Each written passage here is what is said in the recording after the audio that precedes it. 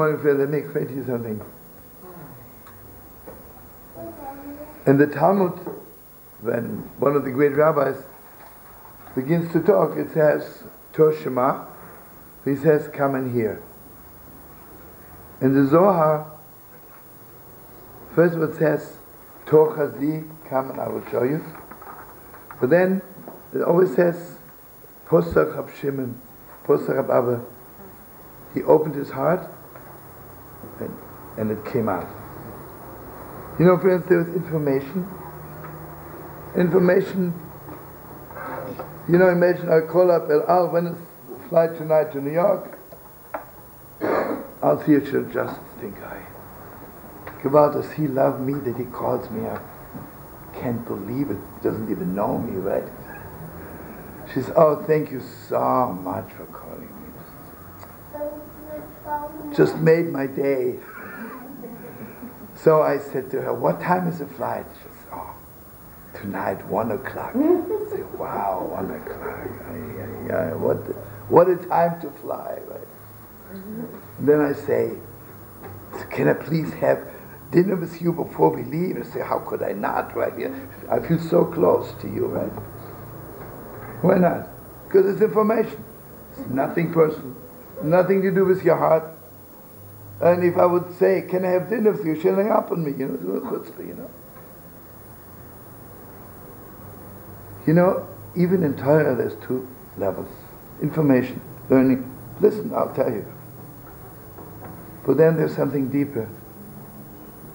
You know, when I open my heart, like, it's deeper than information. Mama. You can see it, right? You know, real learning is that while you're learning, you must see it. It's really true, right? It really is so. So you see, I was singing in order we should open our hearts. And therefore when I see people are talking while we are singing, they're missing out. Because we are not learning here information. Because whatever we are learning, you know from before. The purpose of getting together is really that we should see it, not just know it. You know, one of the Rebbe says, from your mind to your heart is further away than from here to the moon, 100%. 2 million miles further away. And you know, last night we began learning that all the hatred comes because, as simple as it is, because we are so far from each other. You'd rather be far. You know, you can stand next to a person and give out to be far, right? What do we need more? God is everywhere, right? And give out to be far, right?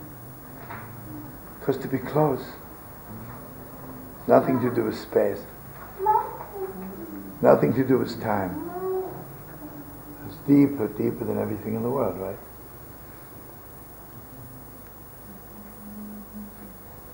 Sing one more good thing. We got to learn a little bit.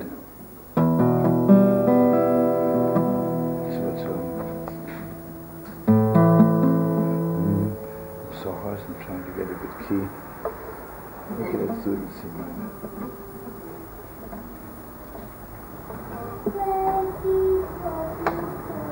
Okay.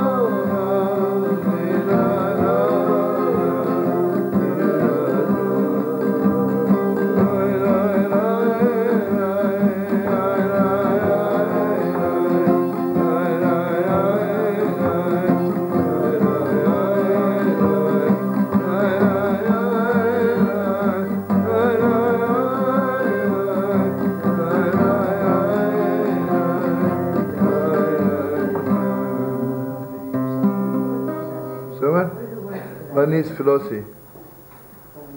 I don't want to burn those words down.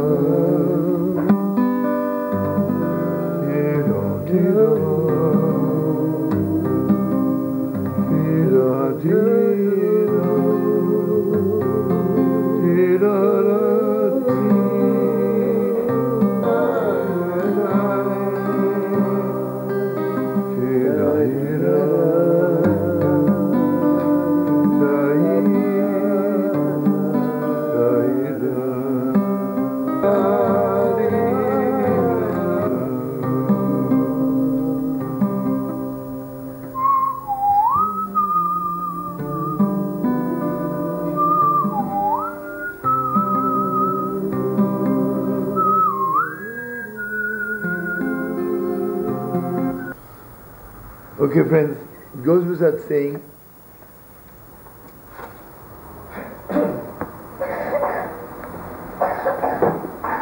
remember last night we were learning, the question is not only what you see, the question is, where are you standing while you're looking, right? Simple as it is. I'm standing here on Rehov Lamed Hey. The house looks so big to me, right? And imagine someone like the chief rabbi of Miami looks so tall, gewalt, you know. I'm flying up in a 747 up from up there. They'll ask me, how does the chief rabbi of Miami look to you? I say, how do the houses on the street look to you? I say, ridiculous, you know. Nothing, right? Imagine I'm flying in a Concorde, 1,500 miles an hour, right? You know how fast it is? Once in my life I flew in a Concorde. It's so fast and it's so awesome that it feels like it's going backward, because you cannot fathom going forward so much. So it feels like going backward. You know, first when I was on the plane, the first feels like, oh, Gewalt, he's going backward, Gewalt.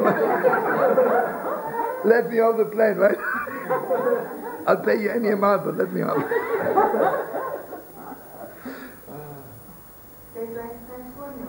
I'm sorry, what?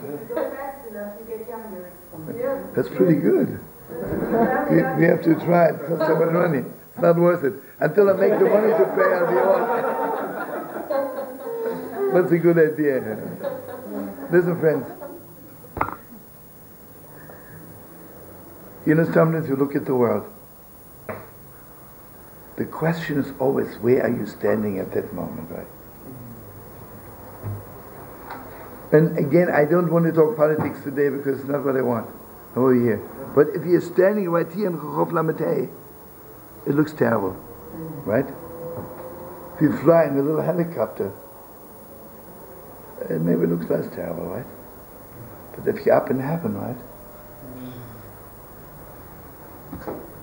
It looks something else, right?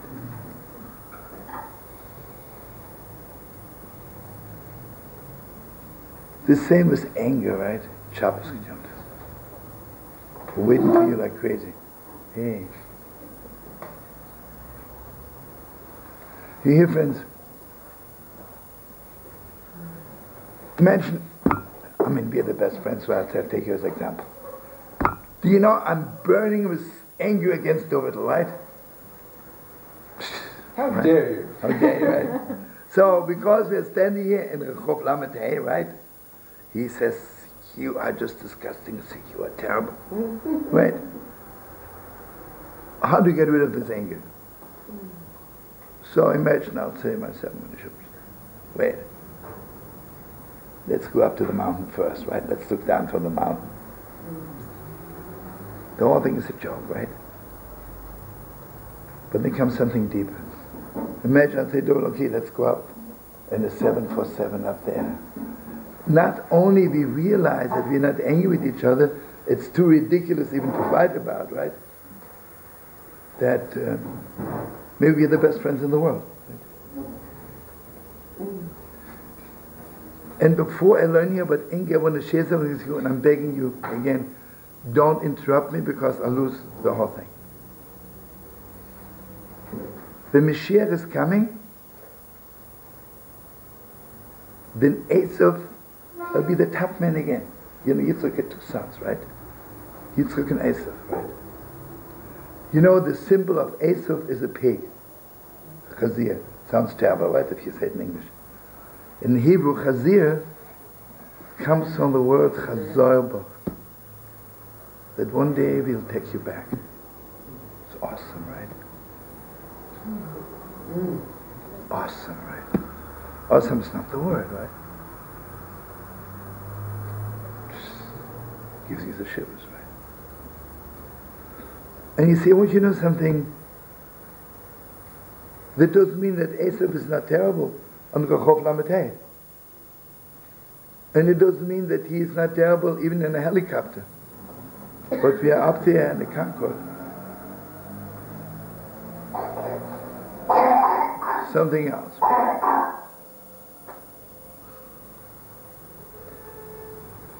And I want you to open your heart. Why is Esav so angry at Yaakov? Because he says, you took away my blessings. God bless you. But the deepest question in the world is, I mean, he's bad, but he's not an idiot. You sold it to him, right?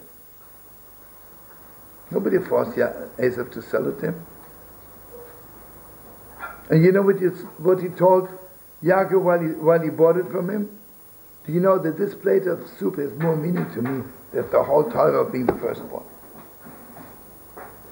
That means the whole thing of being a firstborn is such a burden to me and so ridiculous, and I don't want it. Who cares? So why don't you remember what you said? And here I want you to open your heart.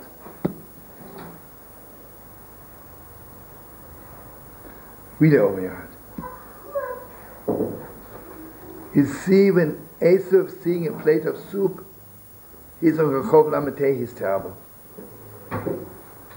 The moment he stood in front of Yitzchak, he was not in Rehov Lamed Hey, right?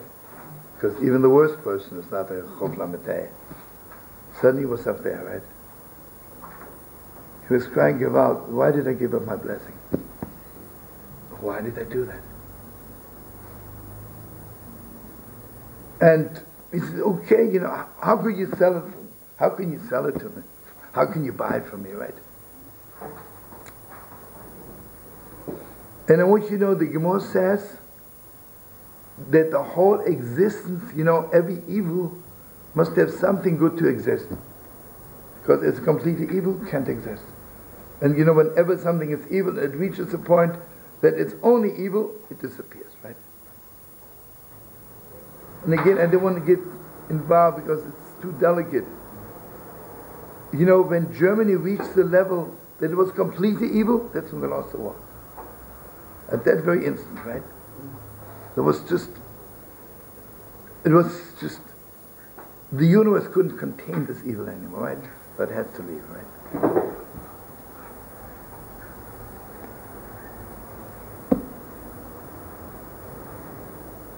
The Gemara says Esav's whole right to existence is because he was crying for the blessings. You know what that means? Esau, with all his evil, deep, deep, deep, deep inside, he wishes he wouldn't be Esau.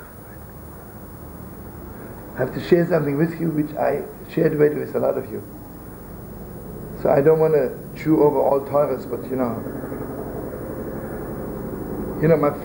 I had the privilege of having a Gewalt father, you know. I bless all of you to be good fathers. Maybe your fathers were good also, but I had the privilege of having a Gewalt father.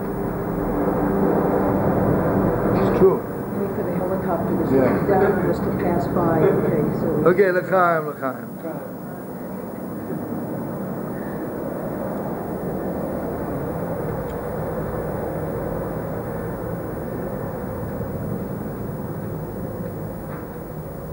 Okay. Yeah. Where were we just now? Having a good father. Oh, my father, yeah. When my father was like very, besides everything else, it was very sweet. So he would always take my brother and me Friday night, go with us for a walk. And he would talk to us in German. He would always tell us, you know, you have to become great rabbis. There's no other way, you know. And he would pump it into us, you know. I think I shared with you, when we were 3 years old, you know, children, I don't know, I guess I was even bad then. I took off my yarmulke and I said, I'm not going to wear a yarmulke anymore. So my brother went into my father and he was crying, gefällig. He said, what happens? He says, my brother will never be a rabbi. Because I took off my yarmulke. Anyway, I guess he was right.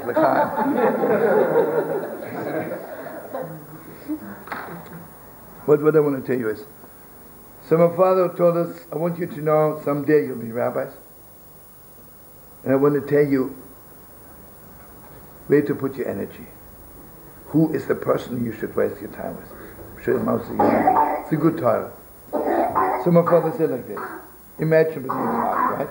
The holy city Bnei Brak. And it's Friday night and there's a red light. And the car stops. And the Yidele with a Streimel and 7 children crosses the street. There are 2 cars. One sitting there, it's just disgusting, you know, barbaric with fur on your head and those poor 7 kids, you know. Poor kids. Religion takes away all their, you know, connection to the world. Spontaneity, disgusting, poor kids look the way they look. And I wish I could run them over, but I can't, you know. Doesn't look nice, right? And Friday night, you know. This is what I mean. But then there's the other Yidele sitting also in a car watching the Streimele and the 7 children crossing the street. And suddenly he has tears in his eyes and he says, Master of the world, I wish I could walk with my 7 children sometimes like that. Most probably his children are out, who knows where they are, he never sees them, right? So my father said, this is the Yidel, this is good merchandise for you, right? Because he wants it inside. He just doesn't know how to get it together. The other Yid doesn't want it. If he doesn't want it, forget it. Mashiach will fix it, right? Now listen to this. Yitzchak wanted to bless Esav because Yitzchak thought Esav wants it, he just doesn't have it together. Oh, so I'll bless him, he should have it together. But Rivka knew that he doesn't want it. Simple as it is. He wants a plate of soup. He wants a plate of soup, and that's it. But now listen to me. When he stood in front of Yitzchak, when Yitzchak took him up in a helicopter, suddenly even Asa realized, I want more than a plate of soup. I want more than soup. I really want those blessings. And you see, in actuality, he doesn't want them, right? Put Esav on Rechov Lamed Hey, he doesn't need the blessings, and anybody who has blessing is ready to wipe out. If you take him up. very high up. Oh, I wish I could have it. I wish I could have it. You see, what will happen when the Messiah is coming? Suddenly he'll uplift the world so high that the lowest soup person says, this is not what I need, this is not what I want. I want something so much more.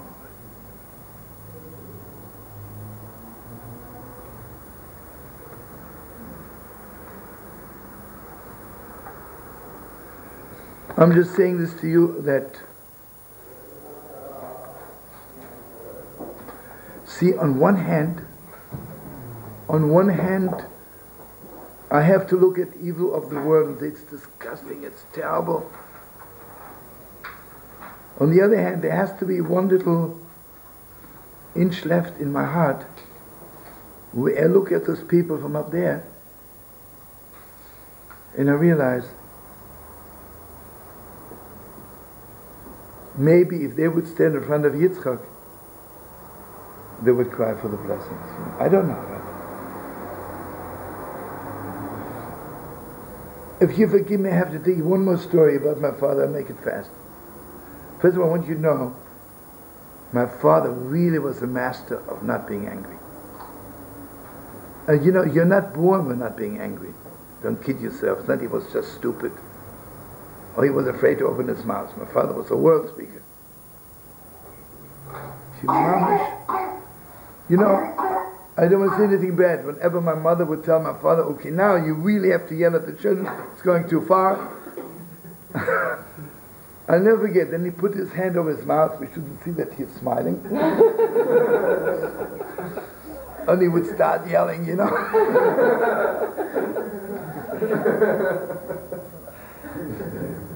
So, I don't know. Someone says to me once, you know, your father was wrong, he should yell at you more, maybe you would have been better. But he doesn't realize, if I'm a little bit good, it's because my father didn't yell at me. Tell me a little story about a rabbi that used to tell his children before he was going to get angry, like in 10 seconds, I'm going to get angry. But I love you, Fagin, but we had a promise. It goes with it. No, if you want to tell me something, put me a note. I know, but put a note for me because, you know, I don't know what I'm going to say. So I just listen to myself. And if you cut me off, you're not angry at me, Fagin. No. I'm learning from cars. I'll tell this to you, ask me later, but right now we're learning cars. Zohar l'shaber es hakas b'rachmanos. And you see, if someone says to you, I'm so angry, I have no control over myself anymore. Here Reb Nachman says, it's not true. You know what means God gave us choice?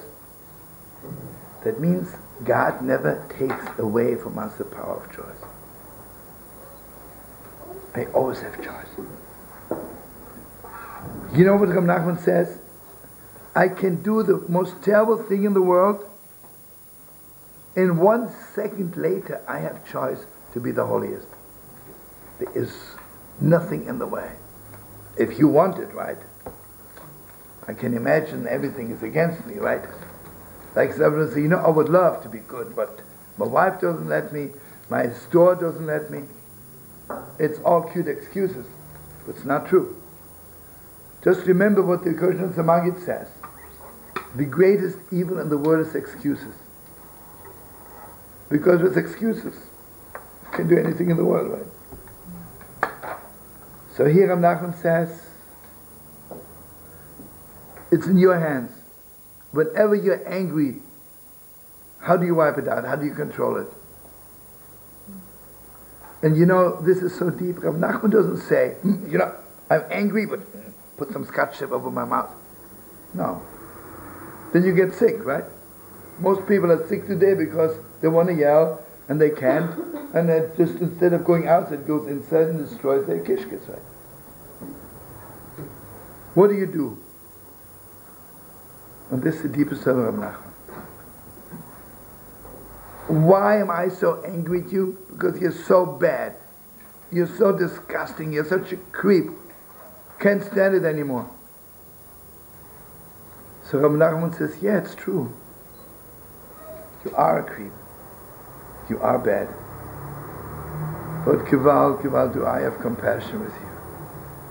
Because the way you're running your life, you won't make it. And the more I realize how bad you are, the deeper my compassion is. Gewalt, I have compassion with you. Gewalt.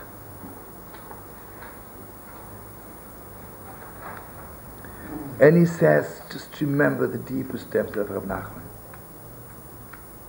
Imagine, I'm such a good person. Everybody knows I was written up in Jewish press as a good person, right? Do you know that good people also have a lot of cruelty in their hearts? I want you to know God gave us every emotion in the world. We have everything in the world. Someone says, I'm completely good. Tell it to the Jewish press. But I know the truth that every human being has anger, every human being has goodness, every human being has also cruelty inside. And you have to control it. I mean, unless you reach the level of David HaMelech. David HaMelech really wiped out evil from his heart. He didn't have it anymore. David HaMelech had no cruelty anymore. And it doesn't that he woke up one morning and he's, today I'm not cruel. You have to work like a dog on yourself. You have to cry your eyes out till you fix 1/1000th inch in your heart. Not so simple. And all the people who say, I have to put my foot down. It's not to put your foot down. Your cruelty makes you do it. Inside. And there's a very subtle kind of cruelty, Some people think cruelty means, I want to kill you. Cruelty means, if I make you feel less high than you are, cut you short. But Reb Nachman, if I cut somebody short mentally or spiritually, it's murder. It's murder, right? I don't want to say anything bad, but the teachers today, for them, education means to cut kids short. Someone asked me, how would you describe our age? I say, it's the age of tailors. Everybody tries to cut you short, right? Cutting short. Don't cut short. I want you to know something, sometimes you have to rebuke somebody, don't cut them short. You have to make them so tall that they don't want to do it anymore. Imagine I see someone putting his nose in a garbage bag because he thinks he's a pig. So I start telling him, listen to me, the garbage bag smells so bad and everything. Just lift him up and say, you're God's image. You don't have to look for food in garbage bags. You have it in the fridge today, right? So Reb Nachman says, just remember, when you get angry, it's very important that you have to yell at this person. But the question is, do you have a right to fill your heart with cruelty? Imagine I want to yell at somebody, but in order to yell at somebody, I have to take poison. Are you ready to take a water glass of poison in order to yell? But that's what you're doing. Your mom is putting so much cruelty into you. And you know how many mikvahs you need after that to wash it off? You don't know, right? Sometimes it's my team. Sometimes there is a time for anger. We're coming to it in a second. You're 100 miles ahead because you're such a holy neshama. You see, I'll tell you right now, if you can be angry without cruelty, mamish without cruelty. If I can tell my child, something, you are so beautiful, you're so sweet. It breaks me into 10,000 pieces, my thing you're doing wrong. and it breaks your own neshama. Because I'm not cruel, right? I'm just giving them strength. You see, Reb Nachman says, we learn it in a few minutes, if you want to know if it was cruel or not, watch the person you're yelling at. If they walk away from you and they have so much strength not to do it anymore, then you did it right. If they walk away completely broken, then it was murder. It was cruel. Now listen what he says.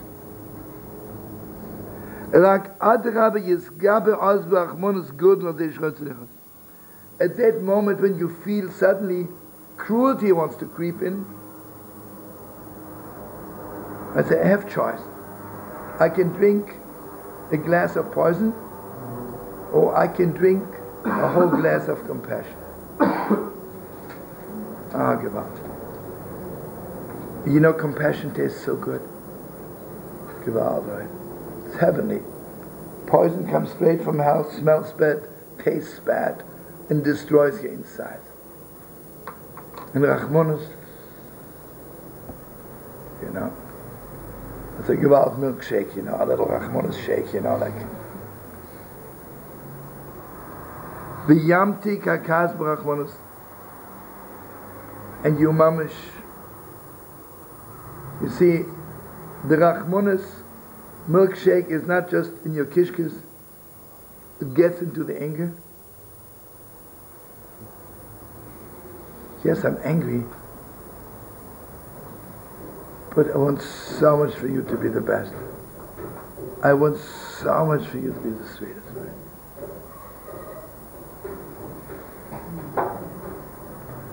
Okay, now, and this is awesome, friends. Reb Nachman says, at that moment when you're angry at somebody, you have the power to fix their neshama. That's awesome, right? Basically, we are all ordinary human beings. But you know, we all have high moments when we can do something about it. When you are angry, because it's such a heavy choice, right? Takes a lot out of you. Takes a lot out of you. You know, here Brother Satan inside of you says, listen, you know what a pleasure it is to yell. So good. God. You haven't yelled for a few days now, you know. Where's your self-confidence?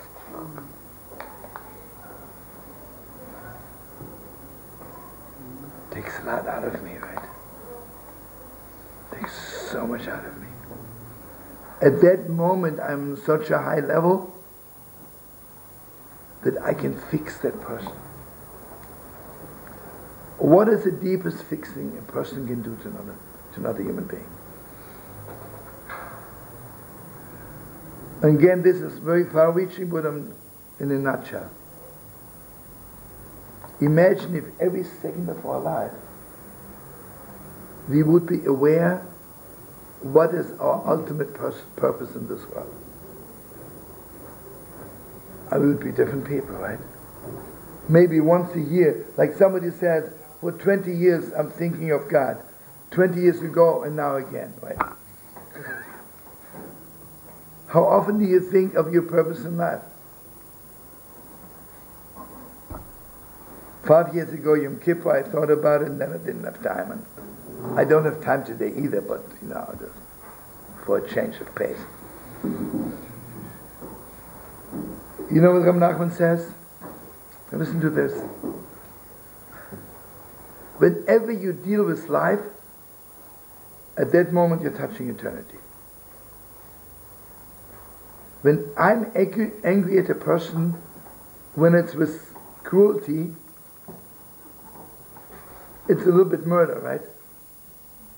So I'm touching life. At that moment, I have the power to connect this person to their ultimate purpose, to eternity, right?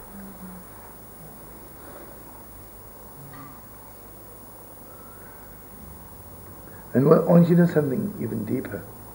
Okay, I'm not talking about the tzaddikim, but right now, for us, for simple people, This is the deepest. How often do I think of my purpose in life? And you see, has to be done in super split seconds, right? I'm burning up with anger, and I don't have time now. I say, call up David, hey, can you please read me fast from Nachman over the phone about anger? You know, I'm sitting here fuming. And David says, no, wait, I have to go to Efrat to get the book. And I'll mimeograph it and I'll fax it to you. You'll have it by next week. Oh, thank you so much. It's too late. I need this medication. Not in a minute, in a billionth of a second, right? It has to go fast. You know what it is? At that moment, which is awesome, I can fix the neshama of the person I'm angry at, and I can also reach the level myself. I can have a taste of my ultimate purpose. And I think something deeper. The Baal Shem Tov says, sometimes a person lives 70 years, and the whole purpose was to do one favor to another human being. But it's worth it to live 70 years to do somebody else a favor. So here I'm getting angry.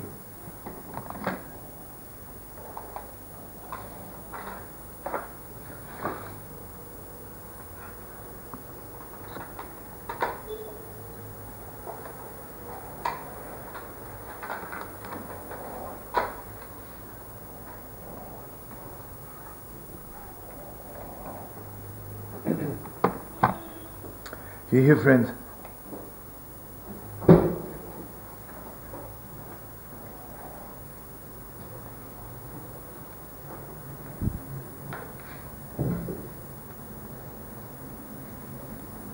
Maybe this is my biggest chance in life. Maybe this one moment is my chance where I can reach my ultimate purpose, where I can reach the level that God shines into me. Because I want you to know, I'll ask everyone here, what's your ultimate purpose? Unless you're all Rebbes. I have no idea what my ultimate purpose is. I'd like to know, right? You know what the Ishbitzer says? To know your ultimate purpose is deeper than prophecy. You know what that means? I can be a prophet, I'm the Holy of Holiest, I know what will happen in 5,000 years, I know exactly what you did last lifetime, 5,000 years ago. This is all nonsense. I still don't know my purpose in life.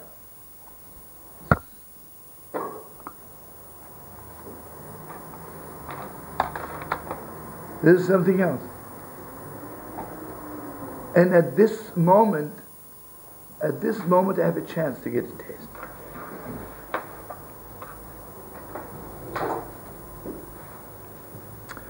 Then now comes another Torah which is awesome.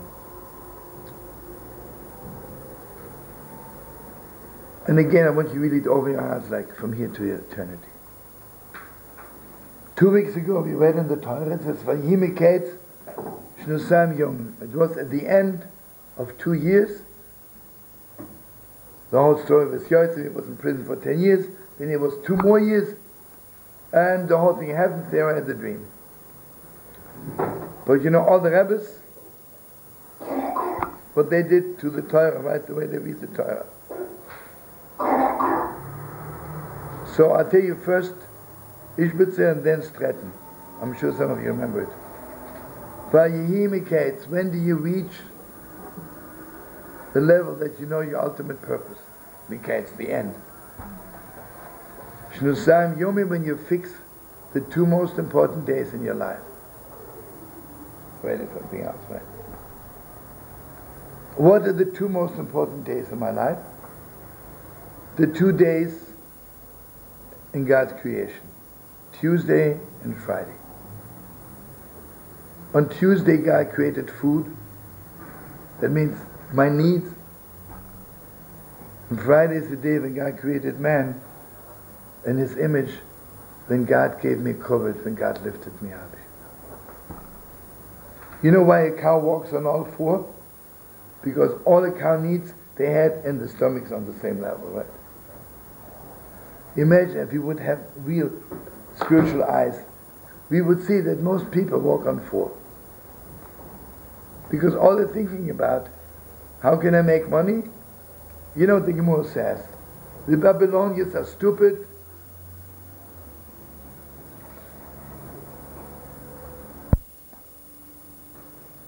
Give you a chair.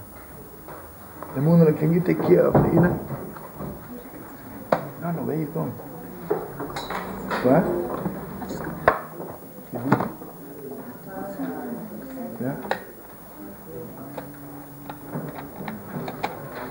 Oh, someone is sitting there in the corner. Oh, here's next to a chair, darling. Darling, you have to make it fast because we're in the middle of learning. Stay here, darling.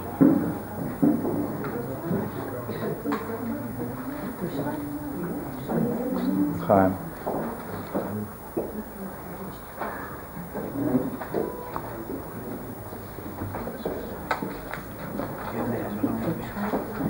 Might as well turn it over now, he's close enough.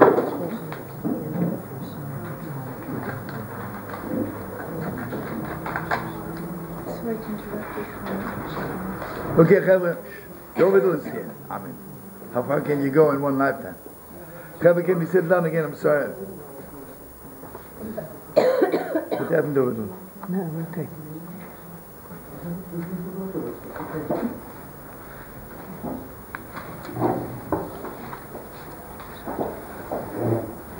Okay, friends, so let's get angry again, yeah? Oh, you know, Chavre, this is not so simple. There are very few Rebbes who talk so deep about anger, like Reb Nachman. Okay, so the Immerse says the two most important days of the creation is Tuesday, when God created all my needs. And you know, I'll tell you something. Again, you know, a human being is not somebody who just walks around, smells from perfume, and has a tie on. You know what happened in the 60s? Which was gate opening, the world wasn't ready for it. By the word, a sophisticated person is somebody who has a clean shirt, a tie, had a manicure yesterday, and this is called a human being. So suddenly, the young people realize it takes more than that. In fact, you can have a dirty shirt, you can smell like a dog, and maybe inside, right? It's a tremendous revolution. But the people with the tie weren't ready for it, right? But it's slowly, right? Like it says in Immerse, sometimes when something happens, first it's like an atomic explosion, then it stops, and then it comes back in such a way that the world has vessels. But anyway, you know how much honor God wants to give us? You know how deep this is. Some people think when I love somebody, I take care of their needs. You know, most husbands and wives, what do they think of each other? I love my husband, I cook for him. I love my wife, I buy her a minkant every Monday and Thursday. This is not what they need. The real need is on Friday. What does a person need most? A person needs most a little honor. And in Immerse it's called so much, it's called tekifus, little strength, inner strength. And sadly enough, you know, you can go to a health food store and eat vitamin E all day, but inside you don't have 1 ounce of strength. So in Immerse says those 2 days, my needs and my honor. When you fix that, okay, how do you know if you fixed your relationship to honor? It's very, very simple. I mean, it's clear to everyone. The Gemara says so. The question is always how much honor you give to others. And here I want you to open your hearts. Honor basically it's ridiculous, right? If someone puts down $1,000 and gives it to me, I understand they gave me something. If they give me honor, so what? Who cares? Who needs it, right? I wish they would give me more money. So the Maharal says, the deepest Torah in the world, the most heavenly gift in this world one human being can give to the other is honor. It's heavenly. It's mamish heavenly. Because I'm not giving you anything physical. I'm not even giving you anything mental. I didn't tell you something, give you a new idea. I want you to know the deepest depth. I'm sure it's clear to you.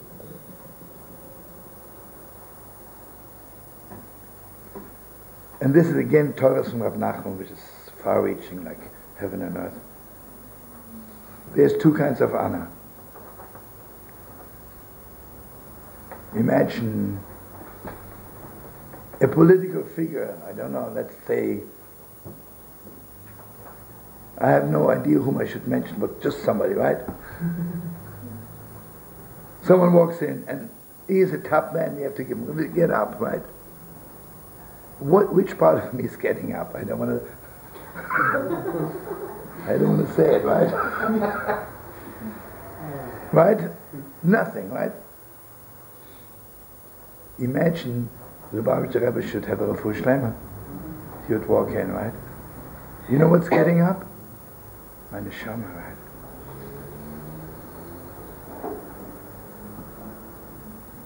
So this was, and you know, I'm not getting up because like someone gave me a stop in the back and get up, right? Nobody bit me. My neshama lifted me up, right? We talk about it 1,000 times. You know, I always judge people, I'm sure you too, by how much honor they give to children. This is what Reb Nachman says. If you honor a person because they know something, or because they did something, this is political. If you honor a person because they are, because they're God's image, I have to tell you again, but there are some people who weren't here when we were learning it. One of the deepest moments of my life, and I really...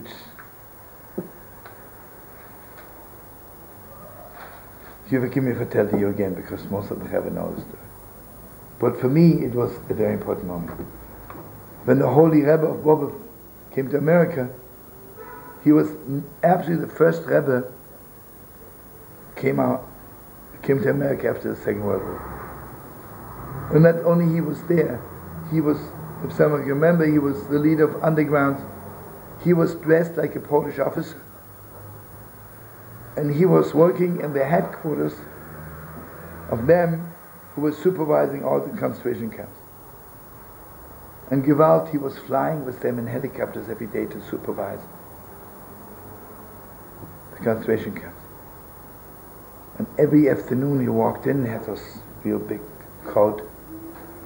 He would walk in and carry out babies, save their lives. I remember the first boy in Bobov was bar mitzvah, who the Rebbe had carried out from a concentration camp. The Rebbe was crying so much. He said, I want you to know, when I carried you out, when you were 3 days old, I didn't even dare praying or hoping that I would be at your bar mitzvah. But he says, I definitely did not dare to hope that your father and your mother would be at your bar mitzvah. And Moshe was the greatest moment. The parents were there. I mean, this was really bar mitzvah, you know. But anyway, the Bobov Rebbe comes to America, and there was a big reception of thousands of people who doesn't want to see, just to look at the face. You know what he did organize once in the concentration camp? He organized a coal train. You know how much energy and genius it takes? He organized a coal train with 20 cars, right?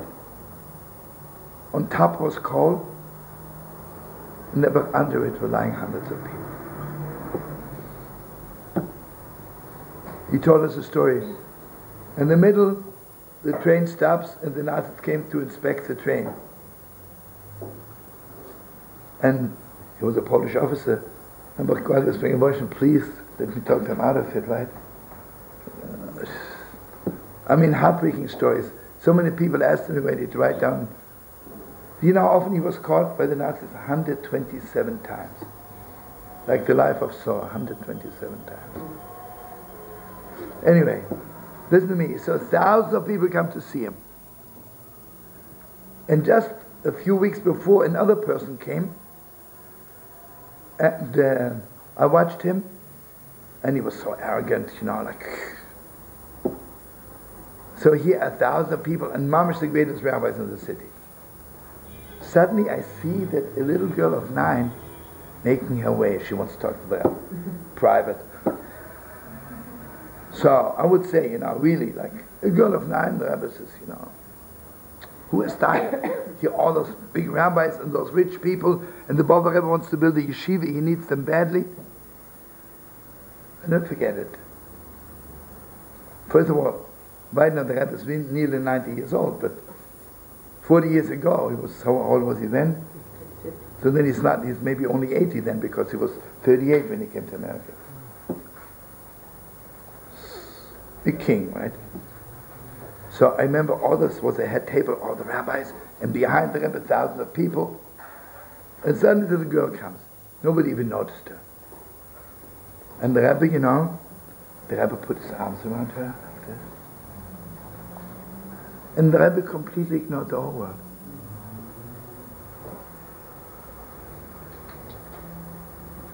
And my brother and I, we were standing behind the Rebbe, we were very close to him. And my brother and I were telling each other, this girl, she's going to be a Gewalt. Because the Rebbe gave her so much covet, gave her so much honor, right?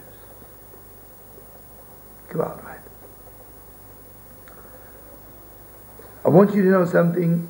In order, we should have the privilege of even knowing that there are tzaddikim in the world. You know, sometimes people come back to New York and they tell me, you know,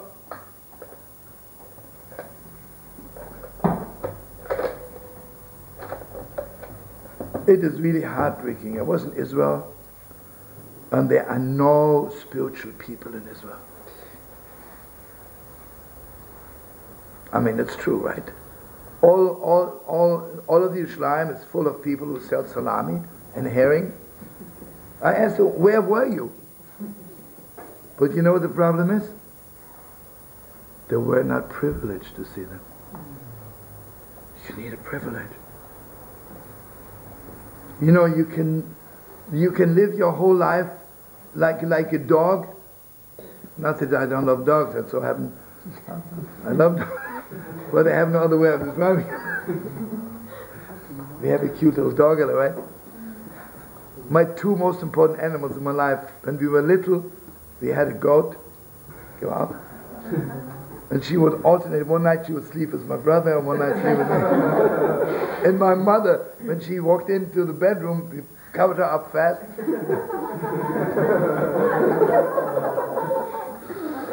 Okay, you know. Don't take me wrong, my mother was a good person, but she started. That's for sure. And the second most important. The dogger, you know. The children have a little dogger now. But anyway, listen to me. When do you have the privilege to discover? I give on what's going on.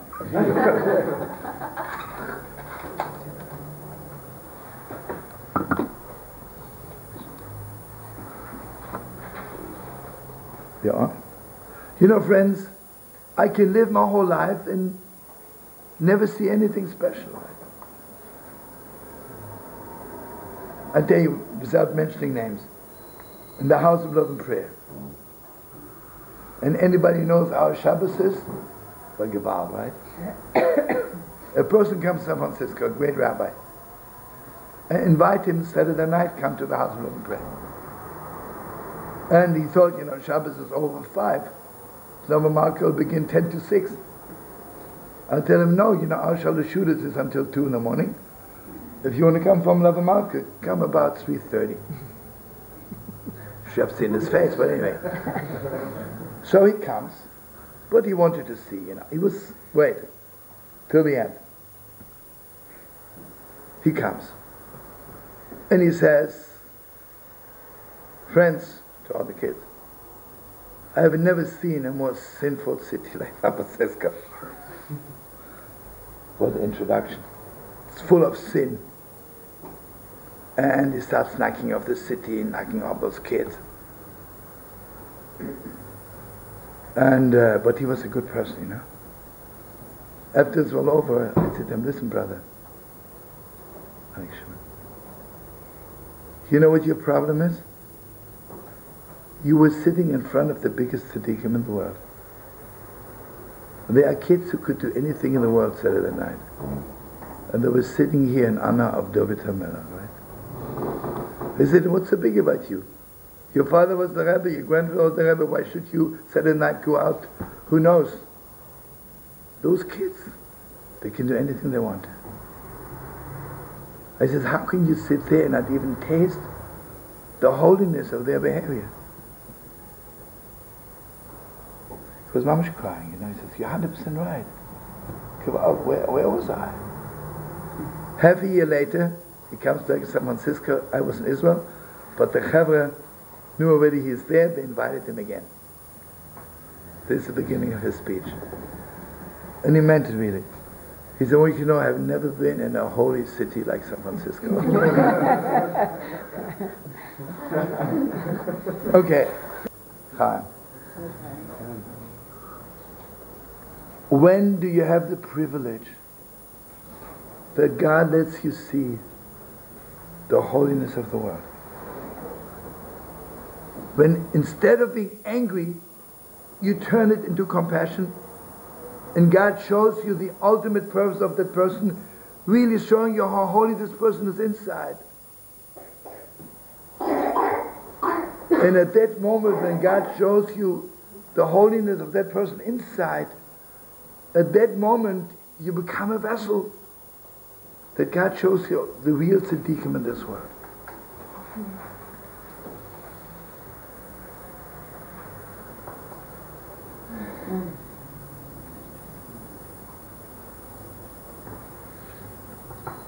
We're doing okay. One more thing, then I want to make a stop for 2 seconds. And this is Mamish, Ishbitze and Reb Nachman in the deepest.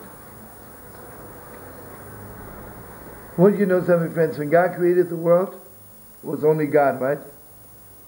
So who could stop him? There was no red light. God creates the world, says fishes, herring, gewalt, mazel laks. Can you imagine the joy in the universe when God created laks? My bar mitzvah was gewalt, but this gewalt. Hey, God created man on Friday. Suddenly was a red light. You remember it? Remember I asked you what's going on there? Okay, suddenly it's this red light. And I want you to take it on the highest level. And this voice said, who needs man? He'll destroy the world. That's so simple. You know what that means? When God created man, He really created a machine who can destroy the world. It's true. God took a chance. So the Gemara says, the Gemara talks over this in very high terms. There's a whole group of angels, means voices in heaven, who said, don't create man. He'll destroy the world.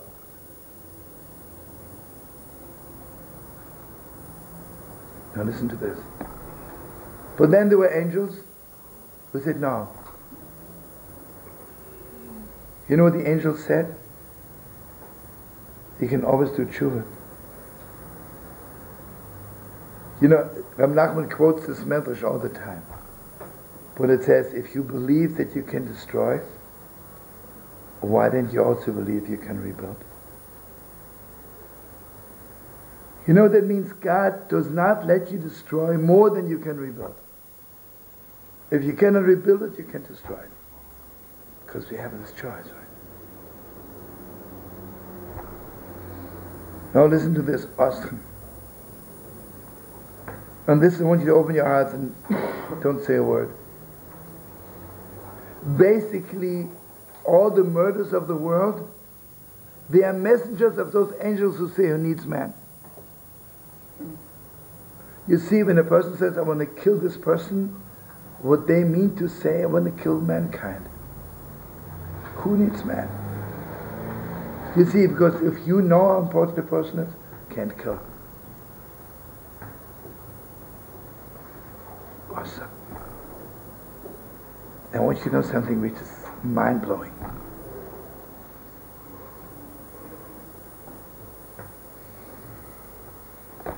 And this is awesome, right? Awesome, awesome, awesome.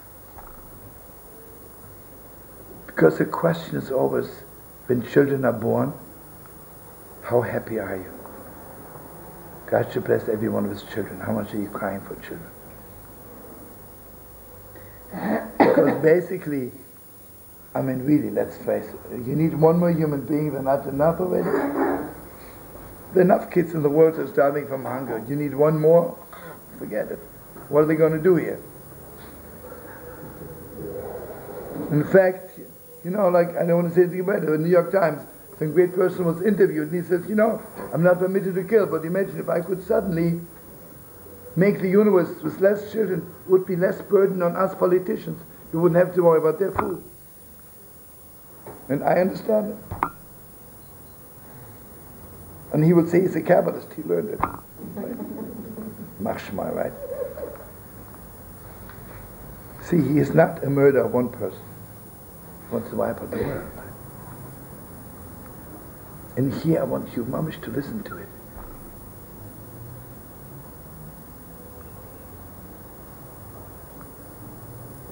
The thing is, anger, what am I saying to you when I'm angry at you? In a certain heavy way. I wish you would have never been born.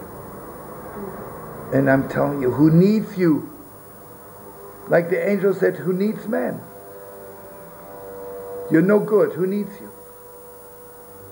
Gewalt, what? You are teaming up with those angels who said who needs man? And you see how deep this is. When I'm angry at one person, there is some cruelty inside of me that I'm ready to kill the whole world. And who wants to be on that level, right? Do I want to destroy my soul so much? And now listen to the deepest Torah from the Arizal from Nachman. Going together. Whenever I do something wrong, my soul still remains in my body. My soul doesn't like it, but the neshama stays. It says in the Torah, Ani Hashem, Hashoichem Item. Tell me later, because if I lose it now, it'll be bad. You want to say something? What? Oh, okay, I thought you want to say. It says, Ani Hashem, Hashoichem Item B'sachem. God says, even when they're reaching the lowest level, I'm not letting go of them. You know, if my children fall in mud, do I drop them? I take them out and I wash them, right? But there's one thing my neshama cannot take. When I get angry. You know what the Rizal says? If you would have good eyes, you would see that people who are angry are dead. Because their soul is not with them at that moment. The soul is like waiting in the dining room or in the lobby and say, listen, when you're finished, let me know, I'll come back. Right? Sounds funny. But you know what it means? Because when I'm yelling, I'm against life. And I'm killing myself. Because I say, who needs mankind? I'm also a human being, right? You know what Reb Nachman says? Imagine someone that puts half of my house on fire. and say, I will show you. I'll put the other half also on fire. You're working for him. That's what he wants. You see, when someone yells at me, and I'm yelling back, I say, okay, I put myself on fire also. But here what Reb Nachman says.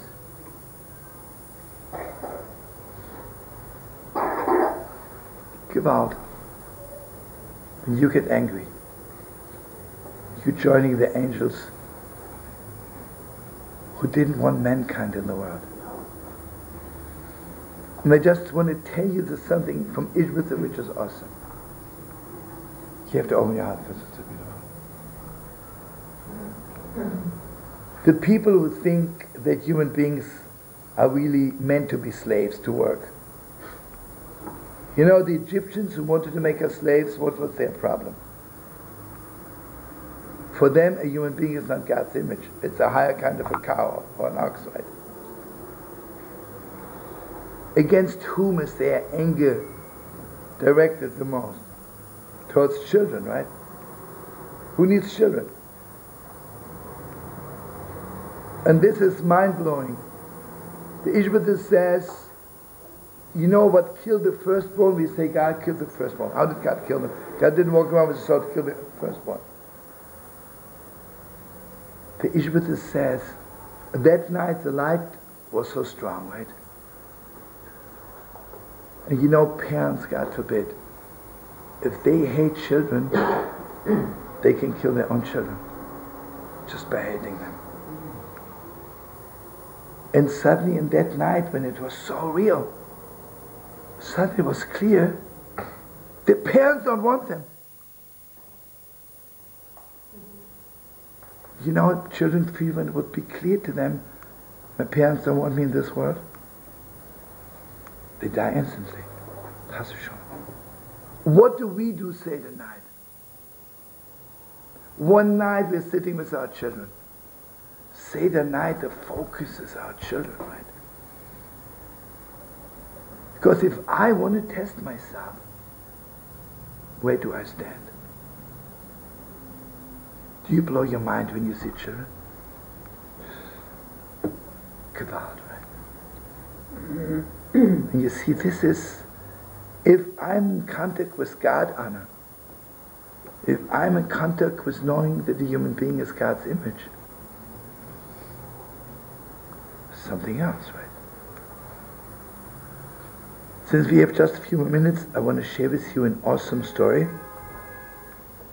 Again, some of you know it, David and Mimi, and I'm sure Emma remembers it. And maybe you remember it also, I don't know. Maybe yes. And Moonlit, I know she knows it. Pretend you never heard it. This is a story I heard, listen to me. I heard it from a person, an old Yiddish, whose great-grandfather was there when it happened. There's actually two stories, so we'll see how we get. The story is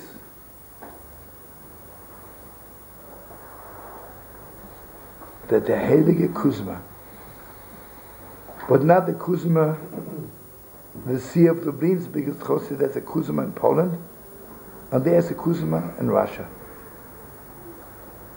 The Kuzma in Russia was the son of the Heilige Triska Maggid, of Rabbi Avraham the Triska Maggid. And he tells me that my great-grandfather, every Saturday night in the winter, they would get on a big slate, and you know, in Russia, snow, and it's so beautiful, and the horses have little bells, and we would drive out. It's so beautiful. And you know, friends, a horse is much stronger than a wolf. But like the Yiddish Talmud Chassidim said, why is a horse a horse? Because it doesn't know how strong it is, right? Because if you would know how strong you are, you'd be immense, right? So when a horse sees a wolf, they completely freeze up, paralyzed, and they can move. Okay, so the Chassidim are sitting, and one more thing, the Rebbe was sitting on the slate with closed eyes the whole time. They're driving, the horses. Suddenly the horses stop, stand on their behind, and they see hundreds of wolves are coming. Hundreds of wolves, you know. The wolves go together in the winter. And the Rebbe, sitting with closed eyes. And what would be the purpose of telling the Rebbe? The Chassidim Amish, they know in 2 more minutes they're gone. And this is one thing I didn't know, and if you remember it, I didn't know the wolves have Rebbes also. Remember the story? So suddenly the Rebbe wolf, the leader of the wolves, the chief rabbi of the wolves, he came running. And that moment, the Rebbe opened his eyes, went off the slate, or went to greet the Rebbe of the wolves. He took off his coat, jacket, and opened his shirt. You have to listen with all your heart. The wolf comes and puts his paws on the Rebbe and his nose on the Rebbe's heart. Then he began licking the Rebbe's feet. And all the hundreds of wolves came, licked the Rebbe's feet, and they took off. And the Rebbe, like nothing, buttons his shirt, puts on his kapote, Strang, back on the slate. The Chassidim are blowing their minds. You know, imagine we would be there, we wouldn't believe what we saw, right? So the Rebbe says to the Chassidim, what's so big about it?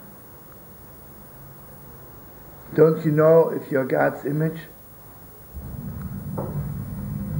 then they have no dominion over you? So he says, the wolf put his nose on my heart to see if there's any hatred in my heart. Because if I have hatred, I'm the God's image anymore. He says, what are you looking at? You're supposed to be the same way. It's awesome, right? I mean, this is a story which is a must to remember. But it's not the end, I'll make it fast. You remember the story about the Elike who married the farmer's daughter? You remember the story? He says, how dare you, don't you know, isn't it food? Yeah. Anyway, it's a long story, but that part I cannot tell you, only the second part. The Heilige Kuzma says to the Chassidim, so you think I'm a big shot, right? Because the wolf smelled me and he saw that I'm God's image. He says, that's nothing. Everybody's supposed to be on that level. But I'll tell you what the real is a high level. My Holy Father-in-law, he got married to a farmer's daughter when he was 16, and he lived in the farm. And suddenly there was a boar in the forest, and people were afraid to go through the forest. And one night, a Yiddish comes to my father-in-law and says, Rebbe, my wife is in labor and they have to bring the doctor from the city. I'm afraid to go at night through the forest. I want you to come with me. My father-in-law goes. He's sitting on the wagon. Suddenly, a few minutes, boar, she can push the Zohar, right? Wild. Comes charging,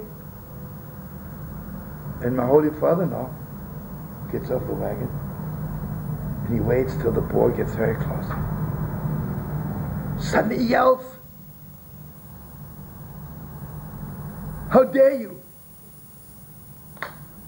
You think God created you to kill people? Aren't you ashamed of yourself? And he says, the boar fell down to the feet of my father-in-law, and he was crying so much because he had killed so many people. He was crying so much that he couldn't bear it anymore, and he died. He said, this is already a Rebbe. If you can make a boar do tshuva, right? If you can make a boar regret what they did. I mean, the story is so deep, beyond. Okay.